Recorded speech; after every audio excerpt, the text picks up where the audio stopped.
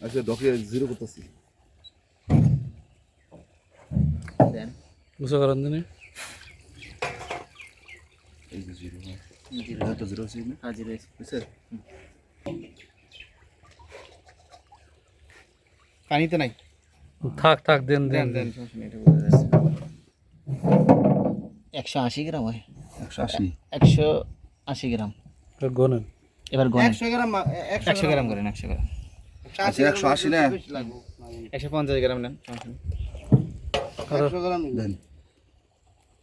140 গ্রাম হয়ে গেছে নি আর 140 100 গ্রাম বানাই